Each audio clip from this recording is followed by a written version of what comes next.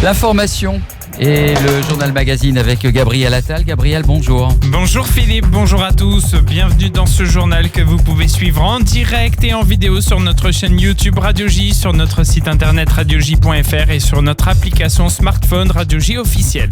Après 99% des votes dépouillés, le bloc de droite mené par Benyamin Netanyahou est crédité de 58 sièges contre 55 pour le bloc de gauche associé à la liste arabe unifiée. Le Likoud a en effet perdu un siège au profit de Carol Lavan. Nous décrypterons les résultats des élections israéliennes avec Olivier Rafovitch, colonel de réserve de Tsahal et 15e sur la liste du parti Israël Beitenu. Aux États-Unis, Joe Biden a réalisé un important comeback lors du Super Tuesday de cette nuit. Les résultats de la Californie se font attendre, mais Bernie Sanders détient une importante avance et devrait remporter cet État. L'ancien vice-président Joe Biden a remporté le Texas et mènerait la course à l'investiture démocrate avec 395 délégués contre 305 pour le sénateur du Vermont. La France se prépare à une intensification de l'épidémie de coronavirus. 212 cas sont confirmés, 13 régions sont touchées et 4 personnes sont décédées. L'exécutif va encadrer le prix des gels hydroalcooliques et un premier cas d'infection au Covid-19 a été confirmé au sein d'une institution européenne. À la fin de ce journal, vous retrouverez l'émission spéciale Tzedaka avec Yael Talitian. Radio J.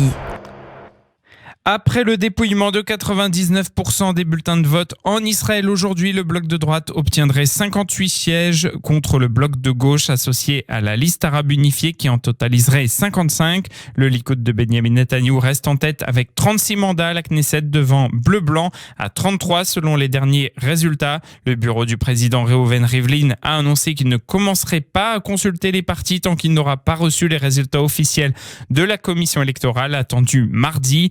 Les partis orthodoxes Chasse et Judaïsme unifié de la Torah obtiennent respectivement 9 et 7 sièges. L'alliance du parti travailliste Gesher et Meretz 7 également. Yamina 6. Israël Beitenu reste également à 7. Les tractations du côté du Likoud se poursuivent pour tenter de former une majorité.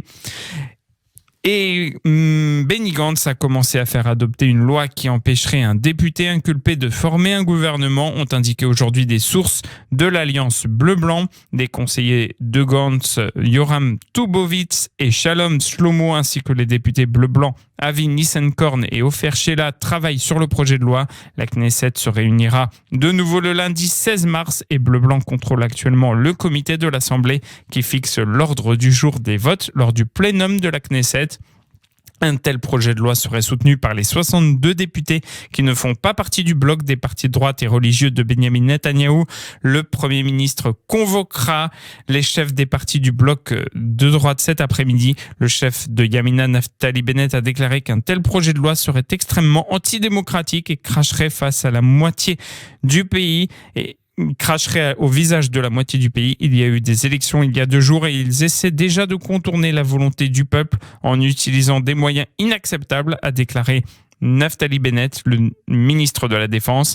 L'analyste politique chevronné de la radio publique Cannes, Yaron Dekel, a rapporté hier soir que le président Reuven Rivlin pourrait finir par n'accorder à aucun candidat un mandat pour former un gouvernement si ni Netanyahou ni Gantz n'obtenaient une majorité de blocage claire de 61 députés. Dès qu'elle a révélé que Rivlin pourrait plutôt donner le mandat directement à la Knesset, entamant une période de 3 semaines au cours de laquelle tout candidat pourrait former un gouvernement. Pour l'instant, nous n'arrivons pas à joindre Olivier Rafovitch. Nous parlons donc toujours des élections. Benyamin Netanyahou, depuis hier, chercherait à récupérer des députés d'autres partis pour qu'ils rejoignent le bloc de droite et ainsi constituer une majorité de 61 parlementaires à l'Assemblée nationale israélienne. Ces députés sont appelés transfuges. Revue de presse à ce sujet de Daniel Haïk en partenariat avec le studio Kalita. Yota Haronot lui admet que pour Benyamin Netanyahou, l'option prioritaire est ce que le journal appelle grossièrement la chasse aux déserteurs, aux députés qui donc accepteront de passer d'un bloc à l'autre. Et d'expliquer aux lecteurs qui ne l'auraient pas encore compris que la députée qui est dans le collimateur du Likoud n'est autre qu'Orly Lévy Abekassis, qui pour l'instant a obtenu son mandat dans le cadre de de l'Union de la gauche, Meretz travailliste Gesher, mais qui dispose donc de son propre groupe, le groupe Gesher, ce qui lui permet de passer plus facilement dans l'autre bloc, ce bloc de droite dont elle est d'ailleurs issue idéologiquement, puisque Orly Levy a commencé sa carrière politique dans le Israël Beiteinu de Lieberman. Autre développement possible, Yediot Ahronoth parle du dilemme de bleu-blanc. Hier, comme le soulignent les quotidiens israéliens, Benny Gantz a exprimé son refus renouvelé de siéger dans un gouvernement conduit, a-t-il dit, par un accusé. Mais certains députés du grand parti de centre-gauche envisagent de violer la promesse de Benny Gantz et de rejoindre le Likoud. Et le Yediot, en page 4, nous détaille ce que dit la loi à l'intention justement de ceux qui ont été élus sur une liste et qui, après les élections, se déplacent vers une autre liste. La loi, qui a été plus d'une fois amendée, prévoit en effet des sanctions contre eux. Première sanction pour un transfuge, il ne pourra être ministre ou vice-ministre dans le gouvernement formé par la coalition qui l'a rejoint, mais la sanction la plus sérieuse est que le député ne pourra pas se présenter lors des élections suivantes dans une formation politique qui est déjà représentée dans l'actuelle Knesset, c'est-à-dire dans la Knesset, la 23e Knesset. Alors, comment contourner de telles sanctions qui pourraient refroidir l'enthousiasme de certains potentiels transfuges? Eh bien, tout simplement en votant avec la nouvelle majorité un nouvel amendement à cette loi qui balayerait donc les sanctions. Autre point important qui rend le déplacement d'Orly Levy Abekassis plus facile, celle-ci est elle-même la seule représentante à la Knesset du parti Gesher, et elle peut donc passer avec son parti d'un bloc à l'autre sans être sanctionnée. C'est pourquoi on estime que Binyamin Netanyahou lui aurait d'ores et déjà proposé d'être ministre de la Santé dans son prochain gouvernement. Le Maariv, lui, indique que la même proposition de passer de bleu-blanc au Likoud a été faite à Omer Yankelovitch, la députée orthodoxe de bleu-blanc. On ne connaît pas encore sa réponse. Le Israël Hayom estime pour sa part que 2 députés bleu-blanc sont aussi dans le collimateur de Binyamin Netanyahou, des députés qu'il connaît très bien puisqu'il s'agit de Tzvi Haozer et de Yoaz Hendel qui furent ses proches conseillers dans le passé. Et Orly Levy Abekassis a réagi à ces rumeurs. Il n'a pas eu de contact avec des responsables politiques. Tout ce qui a été publié jusqu'à présent a été des ballons d'essai et des tours politiques. Orly Levy Abekassis a déclaré qu'elle était particulièrement offensée par un rapport selon lequel, dans le cadre de l'accord, la coalition voterait pour que son père, l'ancien ministre du Likoud, Daniel Levy, devienne président lors du vote de juin 2021 à la Knesset. Ceci est délirant et ne peut que monter dans l'esprit de ceux qui pensent que tout peut être obtenu avec le bon pot de vin, a déclaré Orly Levy Abekassis, la députée de Gesher, parti travailliste et Meretz. C'est honteux pour quiconque l'a pensé. Dans le communiqué, Levy Abekassis n'a pas annoncé qu'elle resterait dans cette alliance.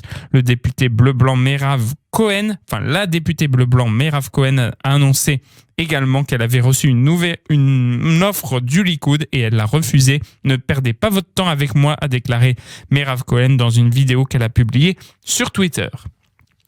Le scrutin législatif israélien aura été presque aussi serré que les 2 précédents. En avril 2019 et en septembre 2019, il faudra attendre le décompte des derniers bulletins d'ici demain pour avoir une image définitive de la nouvelle Knesset, ce qui annonce de nouveau des tractations compliquées. Plusieurs scénarios sont désormais possibles. Les explications à Jérusalem de Pascal Sunshine. Après le scrutin du 2 mars, on peut envisager 4 options principales. 1.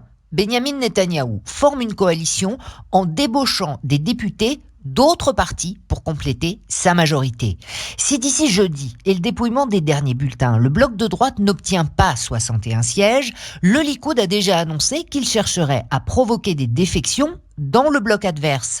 Une arme difficile à manier, mais pas inédite. Il y a quelques semaines, le député centriste d'origine éthiopienne, Gadi Yevarkan, avait déjà rejoint le Likoud. Le parti bleu-blanc est composé, on le sait, de courants très différents, dont certains sont proches idéologiquement du parti conservateur, mais le parti d'Avigdor Lieberman pourrait aussi être ciblé. Dans ce cas, va se poser la question constitutionnelle de la capacité d'un élu, sous le coup d'une inculpation, à former un gouvernement. Les juges de la Cour suprême s'étaient refusés à y répondre tant qu'elle n'était pas d'actualité. Elle devrait très vite revenir devant la haute cour et contraindre les juges à trouver le point d'équilibre entre l'esprit de la loi et le poids des électeurs qui ont choisi de voter pour un candidat, Benyamin Netanyahou, cette fois formellement inculpé, ce qui n'était pas encore le cas aux élections de septembre. Option numéro 2, gouvernement d'union. Autrement dit, alliance entre le Likoud et Bleu-Blanc. Si cette option était retenue par les intéressés, elle n'interviendrait probablement qu'en dernier recours. Vu le niveau d'hostilité mutuelle atteint durant la campagne, il sera difficile de rétablir un minimum de confiance entre Gantz et Netanyahou. Et il ne faut pas oublier que le leader centriste a dit et répété qu'il ne siégerait jamais aux côtés d'un Premier ministre sous le coup d'une inculpation. Quant au patron du Likoud, il exigera des garanties pour lui et son parti qui seront difficilement acceptables par ses partenaires centristes. Il faudrait donc vraiment que tous les autres scénarios aient échoué pour voir ces deux partis gouverner ensemble, même si sur le papier, c'est la formule la mieux à même de restaurer une forme de stabilité politique avec une large majorité à la Knesset. Option numéro 3, gouvernement de minorité avec le soutien extérieur de la Ligue arabe unifiée. Ce serait là l'option de Benny Gantz pour prendre la tête de l'exécutif et surtout de son point de vue d'empêcher Netanyahou de redevenir Premier ministre. Dans ce cas, il lui faudra le soutien extérieur ou au moins la non-intervention de la liste arabe unifiée, mais aussi du parti d'Avigdor Lieberman qui a pourtant jusqu'ici rejeté cette option. Quatrième et dernière option, quatrième tour, c'est le scénario catastrophe, celui à éviter à tout prix, non seulement pour le bien du pays, virtuellement paralysé depuis 14 mois et qui n'a plus de budget depuis janvier, mais aussi pour les partis politiques eux-mêmes, selon l'évolution des tractations qui conduirait à une nouvelle dissolution de la Knesset, celui ou ceux qui seraient considérés comme responsables risqueraient de payer un prix très lourd dans les urnes. Radio J, il est 14h13. On va marquer une courte pause et on se retrouve tout de suite après la pub avec Olivier Rafovitch. Oui, Philippe, la Cour suprême israélienne a rejeté l'appel du mouvement pour un gouvernement de qualité en Israël visant à disqualifier le Premier ministre israélien Benjamin Netanyahou de la tâche de former la prochaine coalition. Cet appel porte sur le rejet pur et simple et il intervient avant même l'annonce des résultats définitifs des élections, a déclaré la Cour suprême.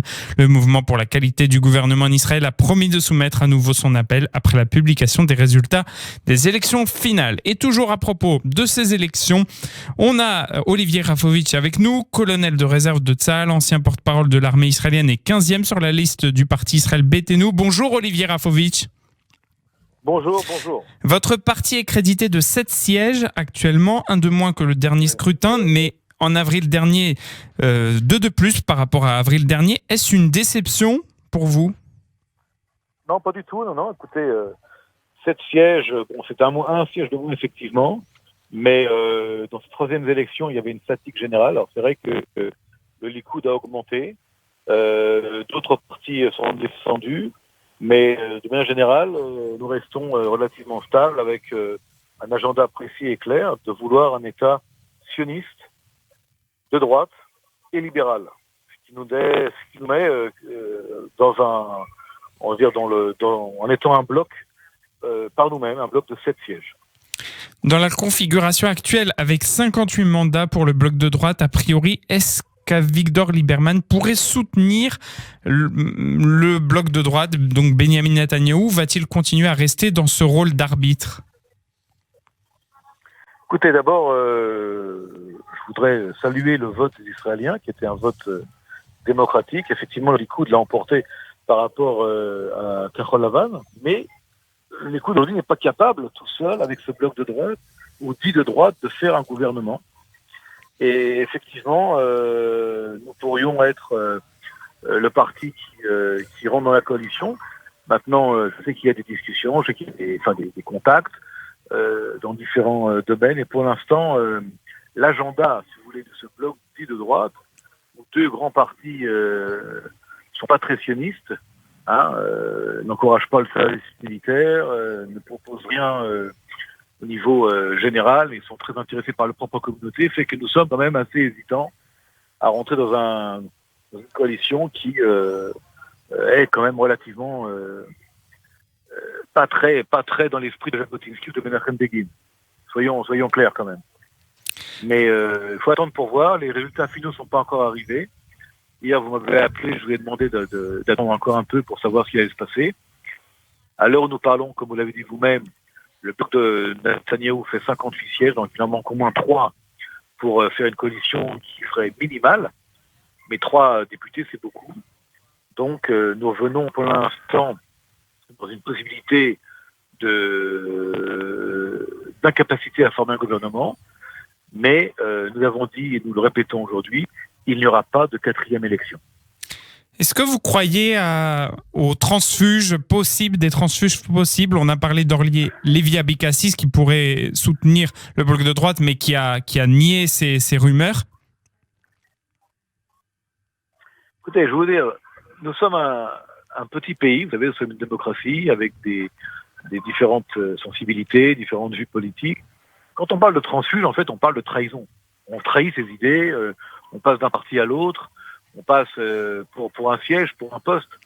On peut penser qu'il y a une possibilité d'obtenir un député. Mais si ça peut éviter une 4e élection, si ça peut éviter une 4e élection, si ça peut tenir comme majorité, est-ce que c'est pas la solution? Parce que là, ça fait plus d'un an que le pays... Vous parlez de transfuge.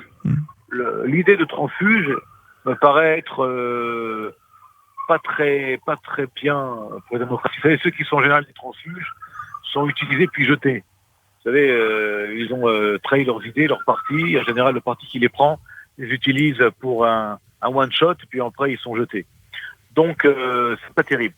Mais effectivement, aujourd'hui, il y a, encore une fois, je vous l'ai dit, et les gens le savent. Vous savez, aux élections précédentes, le parti Likoud avec Netanyahou et le parti bleu-blanc pouvaient tous les deux tranquillement former un gouvernement d'union nationale. Le problème, c'est que ni l'un ni l'autre étaient prêts à mettre de l'eau dans leur vin ou dans leur thé ou tout ce que vous voulez. Et donc, ils se sont disputés et ils n'ont pas été capables, je parle de tous ces deux partis seulement, pas d'autres, de former une coalition. Nous étions prêts même à leur donner 8 mandats gratuitement, en échange de rien, pour qu'il y ait effectivement un gouvernement d'union nationale. À la condition que les partis orthodoxes ne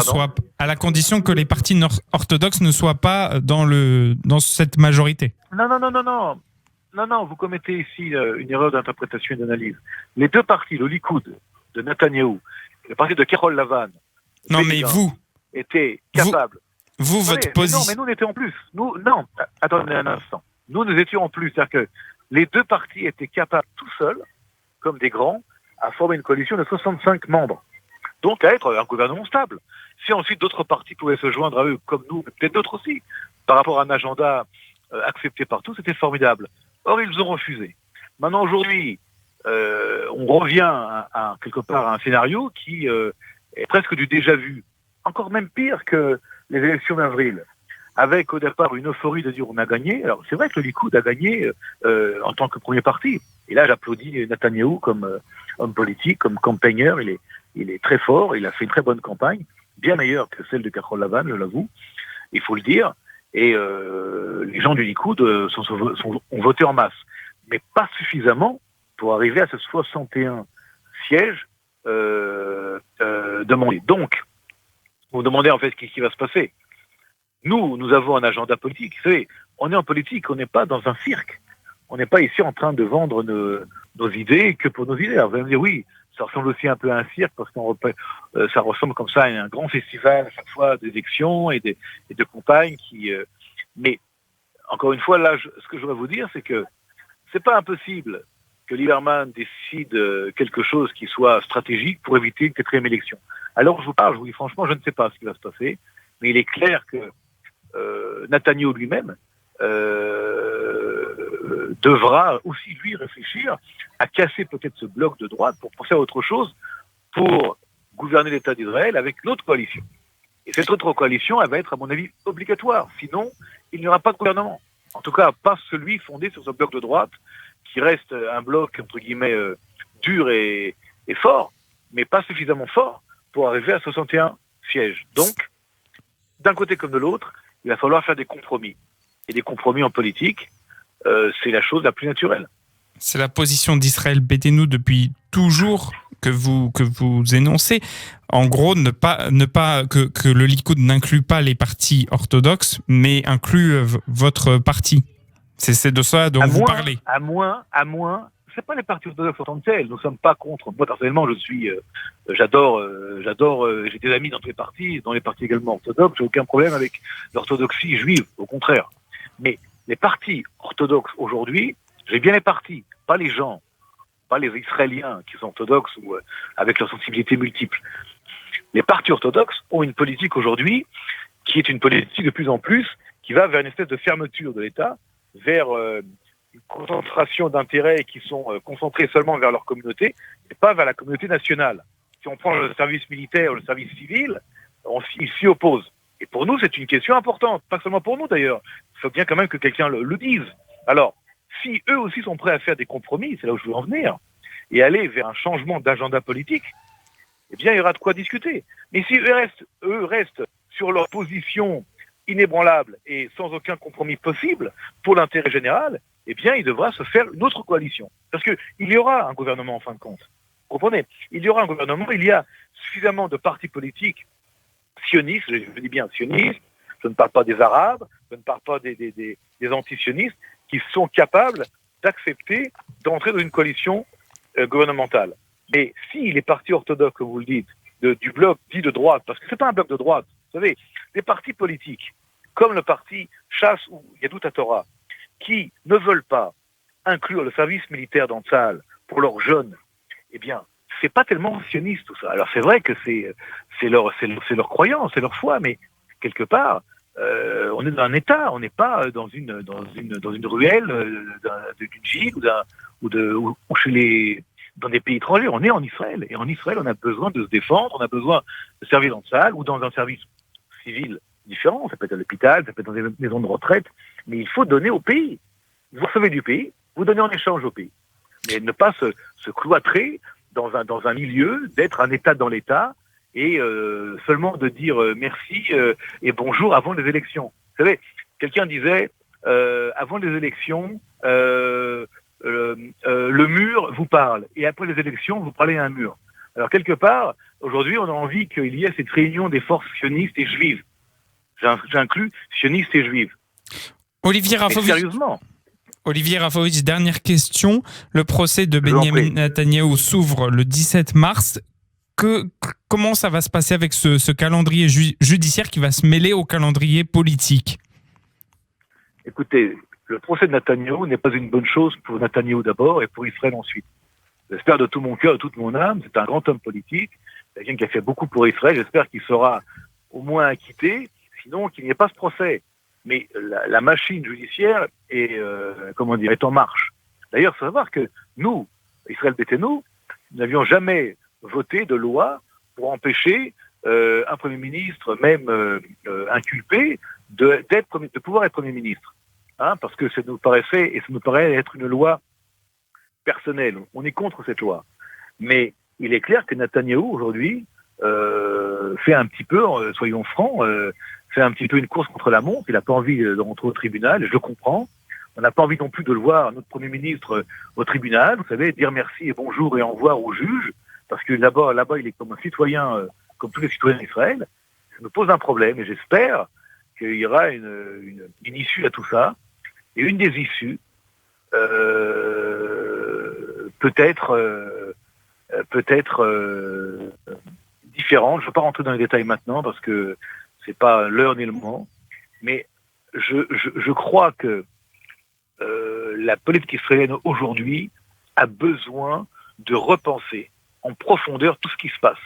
Sinon, nous allons dans le mur, et je ne parle pas d'un mur qu'on aime tous, c'est le Kotel, je parle d'un mur de fer, un mur d'acier, et n'oublions pas qu'avant tout ça, et au-delà de tout cela, au-delà du Likoud, au-delà de Kachol Lavan, au-delà de M. Netanyahou, nous avons un État d'Israël, avec des Israéliens et des ennemis qui nous entourent et qui nous veulent du mal. Donc il faut aussi un petit peu à un moment donné sortir problématiques internes qui sont très compliquées, mais qui nous font oublier parfois que des ennemis veulent nous détruire et veulent nous tuer. Et je ne parle pas du coronavirus, je parle du Hezbollah et du Hamas. Et c'est pire. Donc tout ça réuni, soyons aussi prudents et de ne pas mettre les affaires personnelles d'hommes politiques avec les plus grandes choses qu'ils ont fait dans leur vie, au-delà de l'intérêt de l'État d'Israël. Parce que d'abord et avant tout, sur Radio J, je vais vous dire, d'abord et avant tout, le principal, c'est l'intérêt de l'État d'Israël qui transcende tous les intérêts, je dis bien tous les intérêts des partis politiques et de tous les chefs des partis politiques, parce que c'est fondamental pour aujourd'hui et pour demain. Voilà ce que je vais vous dire. Merci Olivier Rafovitch. Je rappelle que vous êtes colonel de réserve de Tsahal, ancien porte-parole de l'armée et 15e sur la liste d'Israël Beitenu. Au revoir et à bientôt sur Radio J. Au revoir et à bientôt. Merci. La Knesset devrait accueillir prochainement une trentaine de députés, soit un quart des sièges de l'Assemblée nationale. Une trentaine de députés femmes, un record dans l'histoire du pays, rapporte le Israël Hayom. 28 femmes siégeaient précédemment à la 22e Knesset sur les 120 sièges que compte le Parlement israélien. Aux États-Unis, le clan démocrate semble se diriger vers un duel entre Joe Biden et Bernie Sanders cette nuit lors du Super Tuesday où 14 États ont voté et l'ancien vice-président de Barack Obama a effectué un important comeback. Les résultats définitifs de la Californie sont encore attendus, mais à l'heure actuelle, selon le New York Times, c'est Bernie Sanders qui a remporté le scrutin dans cet État.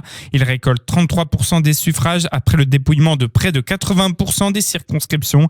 Joe Biden arrive en deuxième place avec 24,1%. L'ex-vice-président a lui remporté le Texas, selon la chaîne NBC News. Ce dernier mènerait la course avec 395 délégués contre 305 pour son adversaire Bernie Sanders, sénateur juif du Vermont. Les résultats dans le Maine sont également attendus. À la fermeture des bureaux de vote, les résultats étaient serrés avec un duel entre les deux favoris. Le sénateur du Vermont voisin était initialement donné favori dans cet État. Les deux candidats devraient se voir attribuer 4 délégués chacun.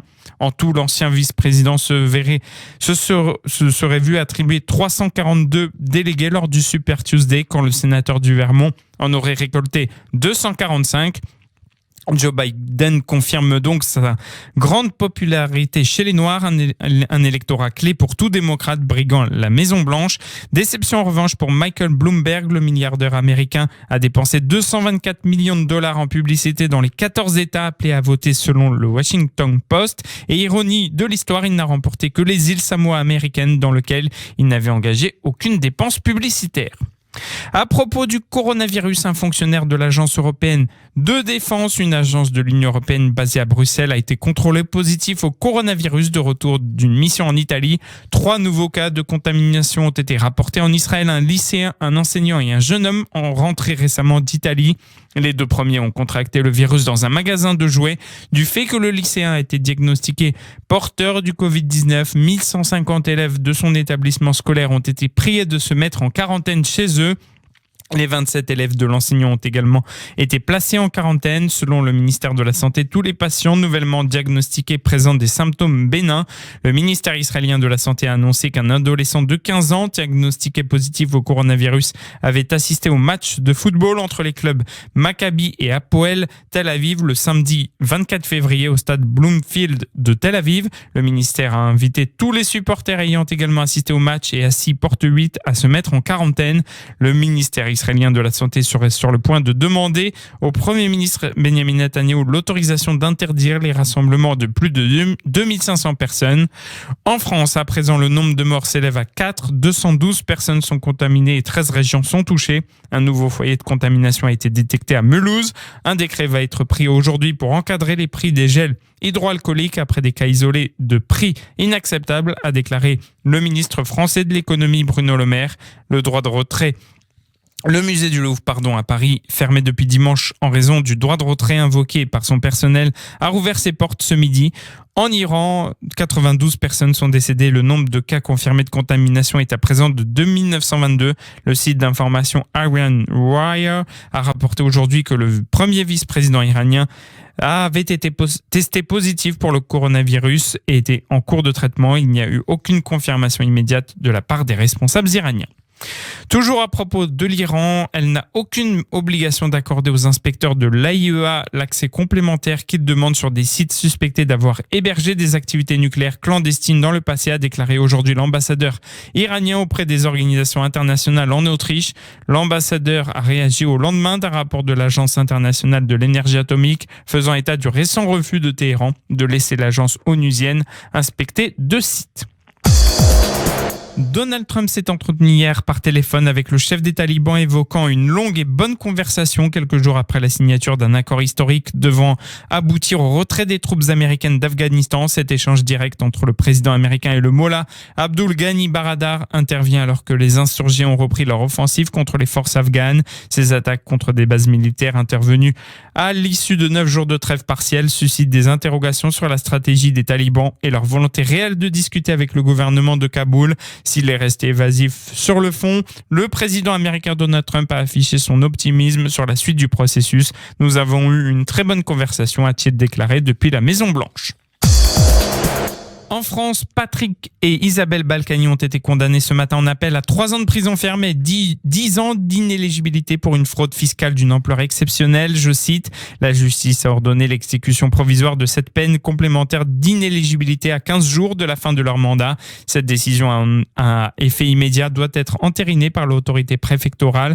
Présent à l'audience, ils n'ont fait aucune déclaration. La cour d'appel a rendu une décision qui, sans surprise, ne renvoie pas l'ancienne figure de la droite française derrière les barreaux, eu égard à ses problèmes sérieux de santé.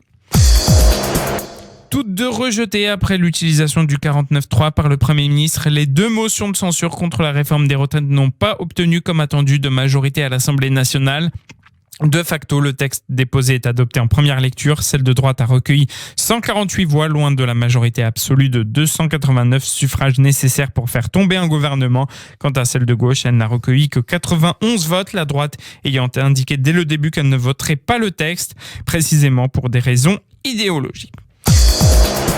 Et on termine ce journal en musique. La candidate israélienne sélectionnée pour représenter l'État hébreu à l'Eurovision en 2020, Eden Alena, a dévoilé hier Feker Libi, la chanson qu'elle interprétera lors de la 65e édition du concours de l'Eurovision le 16 mai prochain à Rotterdam, aux Pays-Bas. Feker Libi signifie l'amour de ma vie ou mon bien-aimé en amharique, la langue officielle de son pays d'origine, l'Éthiopie. Eden Alena mélange notamment l'amharique, l'hébreu, l'anglais et l'arabe dans sa chanson. Radio J, il est 14h34, c'est la fin de ce journal. Merci de l'avoir suivi. On se retrouve à 15h avec Alexandre Adler pour l'information, le retour de l'information. Et dans un instant, vous retrouvez l'émission Tzedaka avec Yael Talikian. Bon après-midi à tous.